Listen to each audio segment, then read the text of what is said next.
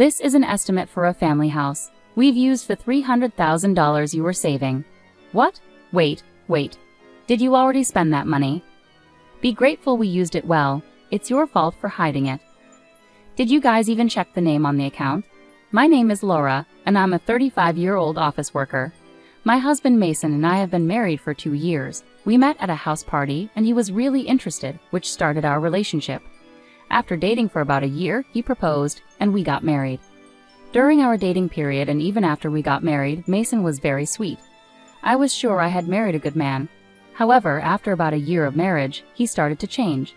At first, he agreed to share the household chores, helping with cleaning and laundry. He wasn't good at cooking, so I did that. We had a fair distribution of household chores. However, he started saying he was tired more often, and he slowed down with his housework. Then he gradually stopped doing his chores altogether.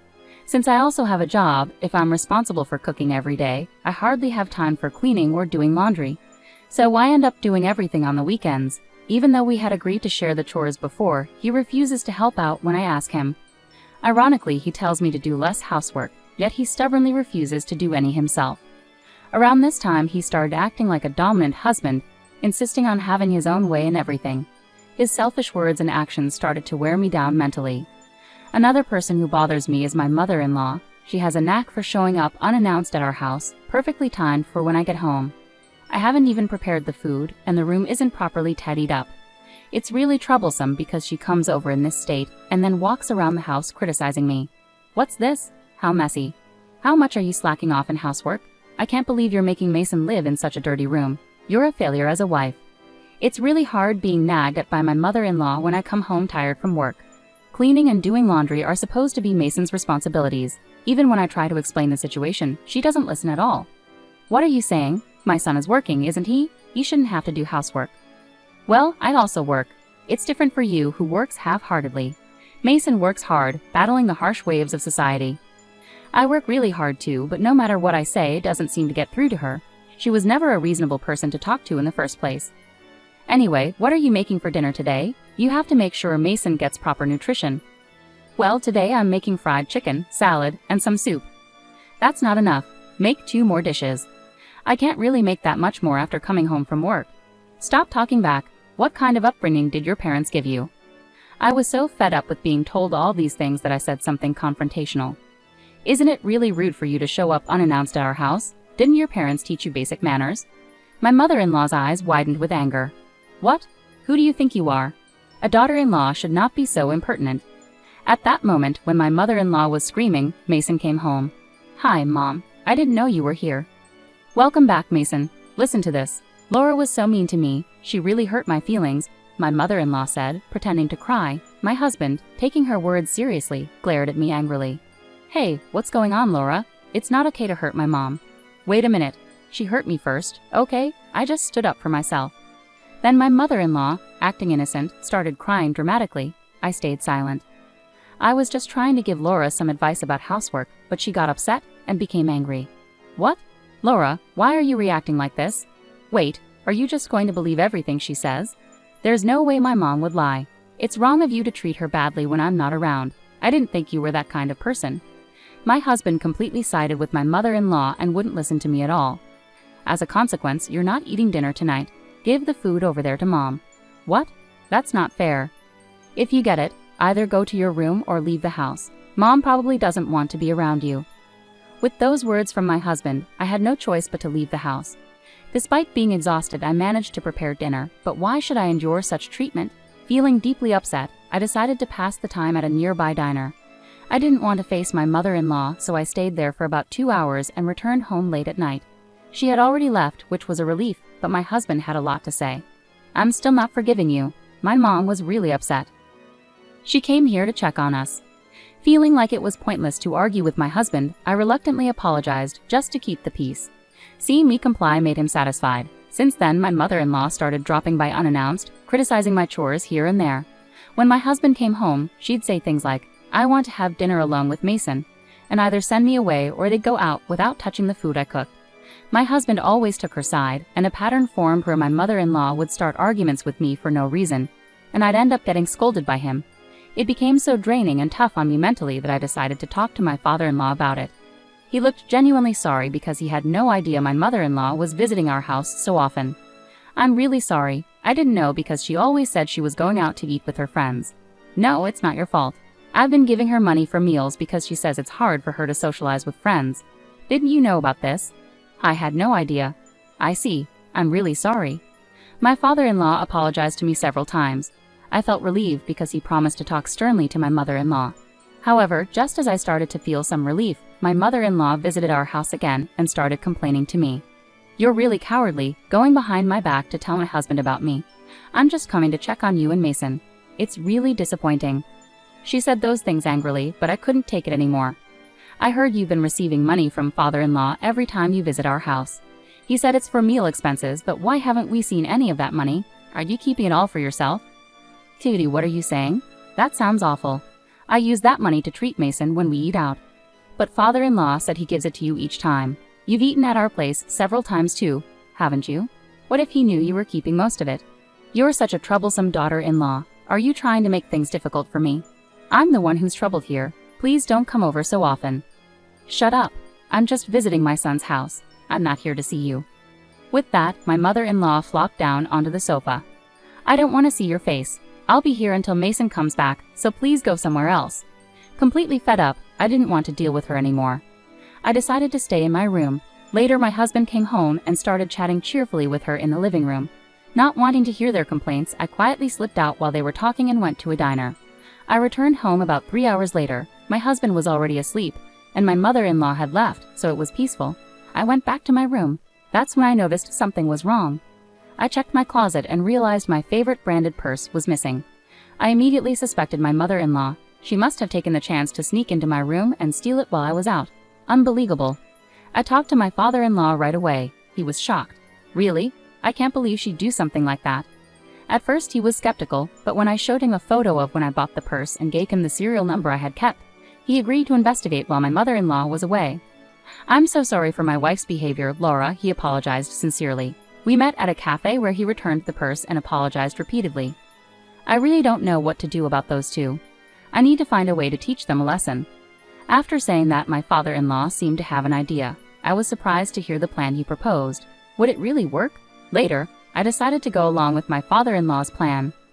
As usual, my mother-in-law came to our house and immediately glared at me. You haven't been stealing anything, have you? What do you mean? My purse has been stolen. Hey, that purse was originally mine. That's unfortunate. I suspect you're the one who took it. Why would you think that? Humph, because you don't seem to have received a proper education. Is that so? Should we report it to the police? No, there's no need to go that far. My mother-in-law didn't want to involve the police because it would expose her as the thief. But I anticipated she might search through my room again, which was exactly what I was counting on. When my husband came home, I intentionally left the house. I made sure there was nothing valuable in my room and moved all my expensive items to my parents' house. I had already discussed divorce preparations with my parents, so my room only had essential items for daily use. Except for one thing. I returned home earlier than usual on purpose. My mother-in-law was just about to leave, and I noticed she and my husband were exchanging smirks. Seeing their expressions, I realized they had fallen into a trap. It seemed like my father-in-law's plan was working. On the weekend, my mother-in-law visited again. Not wanting to deal with her, I stayed in my room. But then both she and my husband called me out. They had smug looks on their faces. We didn't think you'd have that much saved up, my mother-in-law said. What are you talking about? Don't act clueless. We're talking about the money in the savings account. You're so stingy, not even telling Mason about it. I generously used it for the family's benefit. What do you mean? My husband and mother-in-law started showing some estimates on the table, smirking. This is an estimate for buying a family house. We used the $300,000 you saved. Why? Did you already spend that money? You should appreciate that we used it wisely. Why would you make such a decision without asking me? It's your fault for keeping it a secret. We used my $50,000 in savings and bought it outright. No interest that way. I can't believe it. Making such a major decision without involving me. Huh, do you think you have a say in this? Of course I do. And starting now, you'll do all the housework like a slave. If you want to leave, go ahead, but remember, it was mostly your money that paid for this. You wouldn't want to waste $300,000 and leave alone, would you? My husband and mother-in-law burst into laughter. It was utterly disgraceful. I couldn't believe it. I married such a terrible person. Deep down, I had hoped my husband was a good person influenced by my mother-in-law, But it seemed that wasn't the case. I have no regrets now. I took out the divorce papers I had hidden in a drawer and handed them to my husband. Let's get divorced. My husband and mother-in-law were taken aback. Are you serious? You're making a big mistake, my husband exclaimed. I'm sorry, but I'm not losing anything, I calmly replied. Huh? Did you guys check whose name is on the account? Huh? As I said this, my husband quickly checked the account details, and both he and my mother-in-law looked shocked. Why is it under my name? She shouted in disbelief. Hey, what's going on, Laura? Did you steal my mom's bank book? Please don't say such things. I was entrusted with it by my father-in-law. But they didn't believe me, even as I tried to explain. Stop with the lies. That can't be true. That's right, you thieves. We'll take you to the cops. As soon as they realized they were in trouble, their attitude changed. It was despicable.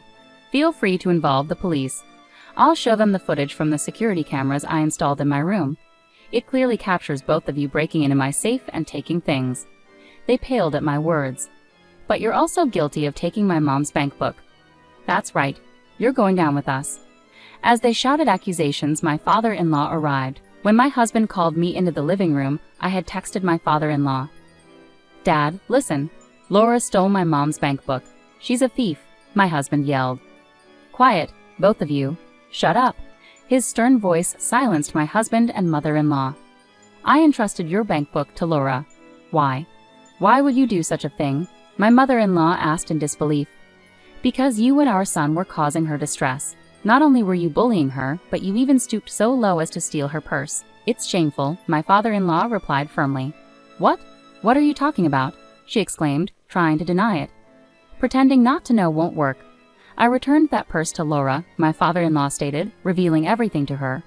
My mother-in-law was visibly shocked, realizing that her actions had been exposed to my father-in-law. But why would you trust the bank book to Laura? She asked, bewildered. If you're the kind of person who would thoughtlessly steal your daughter-in-law's purse, then you would definitely try to access a safe if you found one.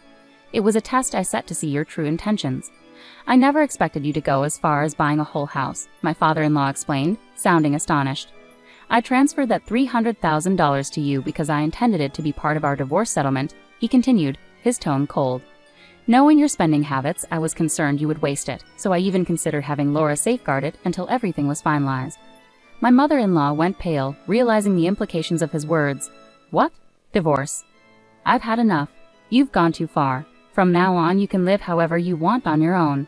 Wait a moment. That means I've used up all the money you gave me in the divorce settlement. That's right, but you brought this upon yourself. I've divided our assets as agreed. I won't give you another penny. But what will I do if I'm left with nothing after the divorce? You still have the house, so you'll manage, he replied coldly, ignoring her pleas and handing her the divorce papers. My husband stood there in shock, mouth agape. I handed him the divorce papers as well. Why are you hesitating? Fill it out quickly. Is this really happening? Are we getting divorced too? Absolutely. And just so you know, I will be making claims against you. What? I've been recording the numerous verbal abuses you and your mom have directed at me. I consulted with a lawyer, and it turns out I can claim damages for emotional distress due to your harassment. No way. Also, I know about your affair. What? I've received evidence photos from a detective agency, so I'll also be claiming damages for your infidelity. The lawyer says it should amount to about $50,000 from you. But hold on, I don't have any savings left because I used $50,000 to buy a house. We can arrange for installment payments, so that should work out, right? And so my divorce from my husband was settled smoothly with the help of my lawyer. I successfully received damages as compensation. It turned out my father-in-law also parted ways with my mother-in-law. My husband and mother-in-law had hastily used what they mistakenly believed was my money to build a house, depleting all their savings. They considered selling the house later on, but its value had dropped significantly, leading to a substantial loss if they were to sell it. My mother-in-law, not yet eligible for retirement benefits, had to take up part-time work to make ends meet despite living in a grand house. My ex-husband faced a pay cut and was transferred to a rural area after his affair was exposed at work. Despite finally purchasing a home, he now lives in a modest company apartment and pays damages. Meanwhile, I have financial stability thanks to the savings I diligently accumulated since my single days. I'm considering continuing to save and exploring investment opportunities to grow my wealth further. At the moment, I'm content without being in a romantic relationship and focused on my own financial independence and well-being.